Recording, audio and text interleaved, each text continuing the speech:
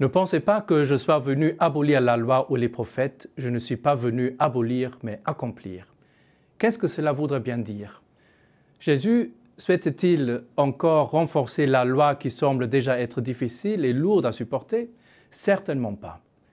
Mais en quoi pourrait bien consister cet accomplissement de la loi? Jésus lui-même nous en donne des explications. Vous avez appris qu'il a été dit œil pour œil et dent pour dent. Mais moi, je vous dis de ne pas résister aux méchants. Jésus parle apparemment de la fameuse loi du talion, mais qui n'existe comme telle, même pas dans l'Ancien Testament.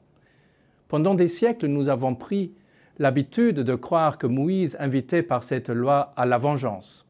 En réalité, il ne s'agit pas d'une loi de vengeance, mais bel et bien d'une loi de restitution des biens volés ou détruits.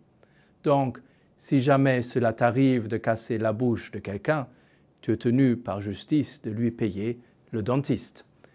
C'est cette loi de l'obligation à la réparation que Jésus ne veut pas abolir, mais accomplir. Jésus l'accomplit non en doublant la quantité de la réparation, mais en invitant le blessé ou l'irrité d'y renoncer pour qu'au lieu de recevoir la restitution, il répare lui-même par l'amour et la charité l'injustice commise par son agresseur pour le guérir en même temps. Cette attitude semble être trop belle pour être vraie, une utopie. Peut-être, il nous est difficile de comprendre une telle attitude car nous sommes tous des enfants de notre temps. Mais cette attitude n'est-elle pas l'attitude de Jésus même? Jésus sur la croix, avant de mourir pour ses amis qui l'ont cloué sur le bois de la vie, n'a-t-il pas dit « Tout est accompli ». L'amour ne connaît pas de limite, pas de réserve. Il n'y a pas de plus grand amour que de donner sa vie pour ses amis.